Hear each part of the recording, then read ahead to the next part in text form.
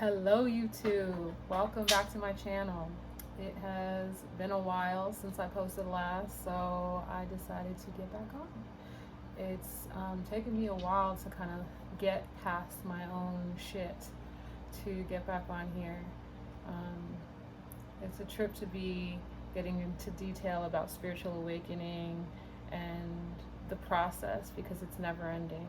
So since my last video, I've had a lot of other things come up between jobs and um, regressions into negative patterns and behaviors, and regressing back to certain connections that were hindering to my growth and progress as well. So there was a lot of reactions, re stuff going on in the past few months. So I'm trying to move ahead again or get back on track again. So part of that is getting back into filming these videos. It is therapy for me just as much as it could be helpful for somebody else. So yeah, awakening to the voice. So I had to kind of go back and watch some of the old videos to kind of see where I left off. And my most recent video, I was talking about aliens, and it was just a topic that had came up before I had decided to quit my job at the warehouse. So it was an idea that had been implanted in my mind that not only do aliens exist, but they do be sweeping people up and doing experiments on them. I was still speculative of it, but I had this like intense fear of being abducted suddenly. So I had quit Lulu's, and that was really a dramatic event because I just walked up and left. I emailed them when I got home saying what time that I left and that I wouldn't be coming back. And everyone was in kind of confusion because it was unexpected, it was kind of out of the blue, but I had reached my limit. I already had like a nervous breakdown from the job, so it was time for me to go. I felt a lot of resentment for a lot of my coworkers and just the whole system. I felt resentment for abandoning my path for this basic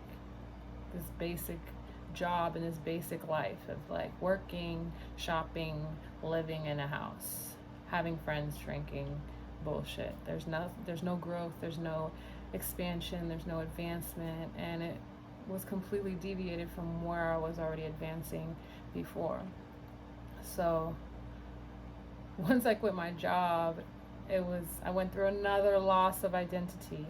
Like it really triggered another dark night of the soul for me because I no longer knew what direction I was going in. The same time that I walked out of my job, my lease was terminated, so I no longer had a place to live, so I had to move home with my mom. So I hadn't lived with my mom since I was 18, and so to regress 7 years later was like a big deal for me at the time. There's so much shame in our society about, especially in American culture, about living at home past 18, you know.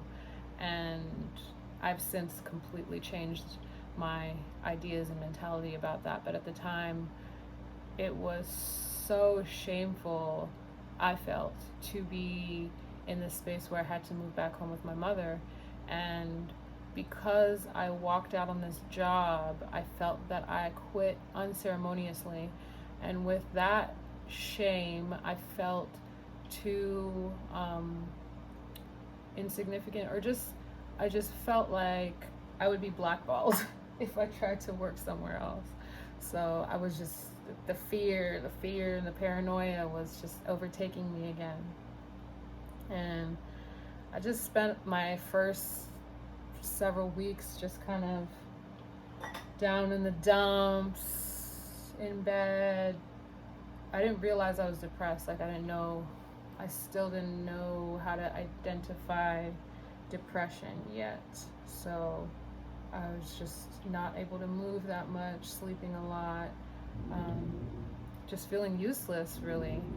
And I was having such an intense internal struggle during that time. Um, there was a lot of emotions coming up that I did not know how to process. It was so much at once. And it was a range of emotions as well. Like I couldn't identify which one was which, and so it came out as like just a cluster of intensity, that I couldn't pinpoint. And I recall trying to like call my dad for a lifeline, like call somebody who can help me, sort this out. And I think I had mentioned tapping before, emotional freedom technique.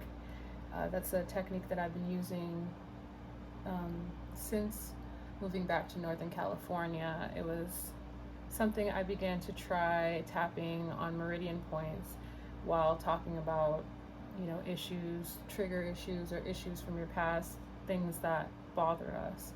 And by tapping, it brings up other things that we're not even consciously aware of. So it's a really powerful practice. And with that practice, I believe it brought up so many emotions that I was now in such a vulnerable space. I just did not know what to do with them. Well, the practitioner who I was learning this tapping from, she was a self-proclaimed witch and healer. I will not give her name because I just, out of just respect, like I don't want to bash anybody, because she's helpful for a lot of people, but she just was not helpful for me. And I remember reaching out to her for help. I was desperate. I just didn't know what to do with myself. I told her my situation. I don't have any money. Can you give me some guidance, or at least just point me in the direction of somebody who can help me while I'm financially in this bind?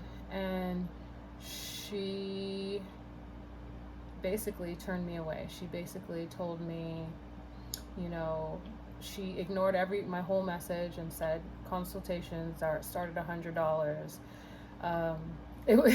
I felt so invalidated in that time, and I know for a fact that when we're going through crises, one thing that helps us stay grounded is being validated. And this woman who I was learning this healing technique from could not even validate me in a moment of crisis. So that really screwed with my head, because it caused me to wonder, like, who can I trust in the spiritual community when I'm going through stuff? Like, I'm supposed to be learning from these people, but they're not even holding their community when all of these things are coming up. So I felt that she lacked a sense of responsibility over her students, and as a result, a lot of us were left kind of lost and in a clusterfuck, or a lot of people just stopped doing the technique altogether and just went on with their lives, completely ignoring the work that they had done with her. So I decided to keep going. Luckily, I had a friend that I was able to, who was in the program as well. She was a little bit further ahead than me and a little more committed than I was, and she and I were able to continue the emotional freedom technique. But it didn't take away from the fact that I felt so insecure, so lost, living at home with my mom. She's poking at my insecurities, telling me I need to get a job every day. I don't know that I'm depressed, so I don't know why I can't get up and get a job every day, or that the shame that I'm feeling about quitting my job is hindering me from applying to another job. So there was just a lot of stuff going on. It was heavy, very, very heavy energy. And of course, what's something that we do when we're feeling heavy and down and insecure, and we want to alleviate the pain or avoid the pain? We may eat it away. We may take drugs, or we may get a boyfriend or a girlfriend, get into a relationship. So I did that. um, I had finally gotten closure on the first person that gave me the heart awakening experience. And in that closure, I latched on to somebody else. And it was somebody who I was not initially into. My instincts just told me not to pursue this person, but they were persistent. And so, with their persistence, I thought, I wanted to give this person a chance. And because my life was falling apart, it was just really easy to latch on to this person. And so I was just in a low place, living at home with my mom, not working, just minimal stuff. Maybe I'd work for her sometimes or do like little odd jobs here and there, just enough to get by, but not working consistently to make a living. And dating this guy, so all the money that I had, I would spend to go see him and spend time with him. And he was an interesting mirror for me at the time, because what I was looking for was validation in another, and instead what this person mirrored back to me was insecurities and self-doubt and just a weak sense of self, honestly. And it's no diss on this person. Like, we're all on a journey, and we're all in different levels and learning degrees, and I learned a lot from this person. But I struggled emotionally so much because I didn't feel seen in that moment, and that's what I needed the most at that time, was to feel seen. I didn't feel seen by my mother. I didn't feel seen by a healer, and it was hard for me to turn to my friends because most of my friends still worked at the toxic warehouse that I quit. So to try to console with them wouldn't have worked because they wouldn't understand where I was coming from. So it was very, very, very isolating. So it was quite easy for me to fall back on this gentleman and use him as a way to avoid my pain and avoid my avoidance. It's crazy because the only way I was able to figure out that I was depressed was through a dream. I had a dream that a whale was able to, I don't know if I already told this, but I'll tell it again if I did. I had a dream that I was swimming out in some water, open water by myself, and all my friends are at the shore. And all of a sudden they start screaming at me, like warning me, like, you gotta get out of the water, there's something coming.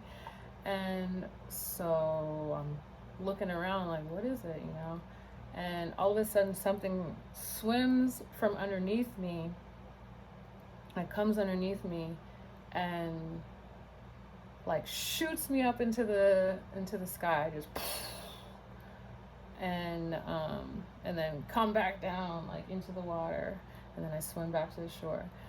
And crazily enough, it's like I wasn't scared. Like, my friends were terrified. When I finally got to the shore, they're like, "Oh my God, thank God you're here." But I just remember it feeling so fun to be like shot up in the air like that. And whatever that creature was, like, I'd never seen something like that before. So I just thought it was like some mythical creature or something. But the next morning I was reflecting on the dream, and then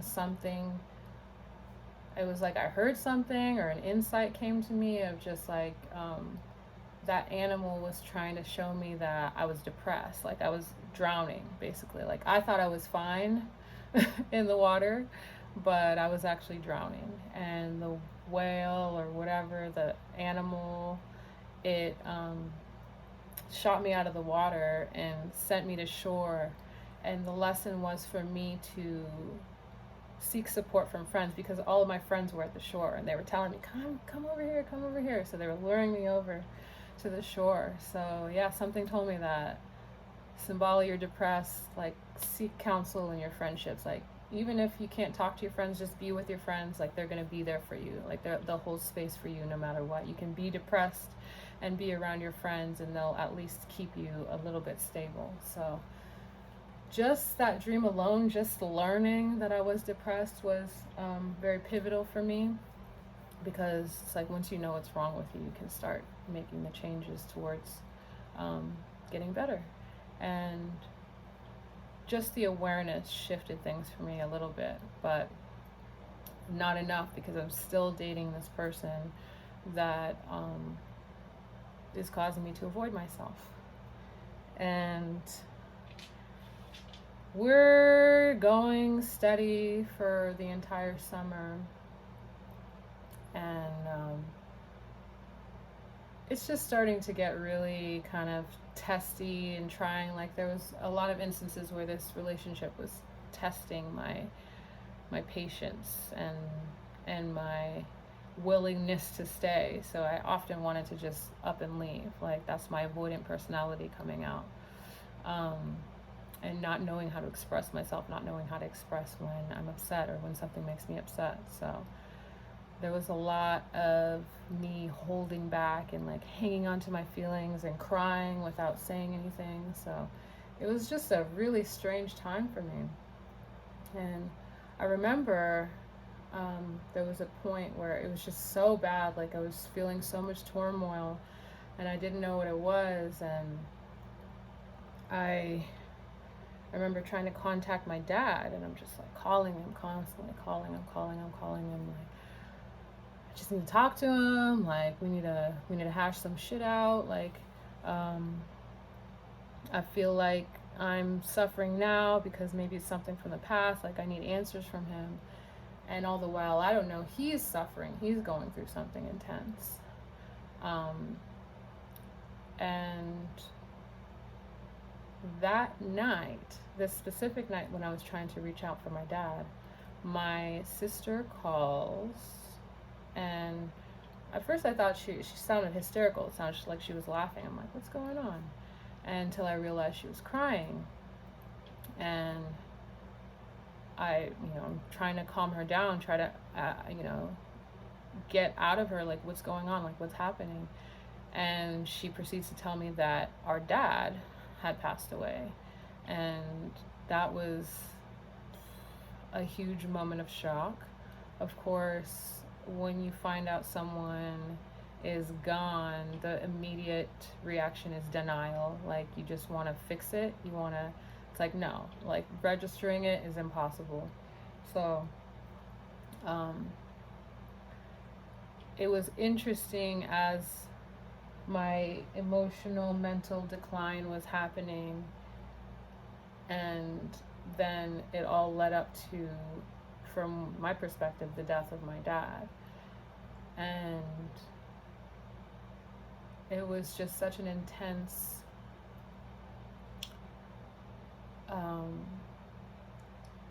series of feelings or emotions that led up to that. And after he passed away, so finding that out, I was living in California with my mother at the time, and my sister was in Michigan with her mother and my dad, and I felt it that I needed to go there immediately. So of course I went to Michigan immediately after finding out that he passed away. And being in that energy of a passed on parent, it really kind of shifted things for me. Like I suddenly took on a sense of responsibility for my siblings and just for making sure that things stay together. So it's almost as if his passing gave me a stronger sense of purpose in my family dynamic.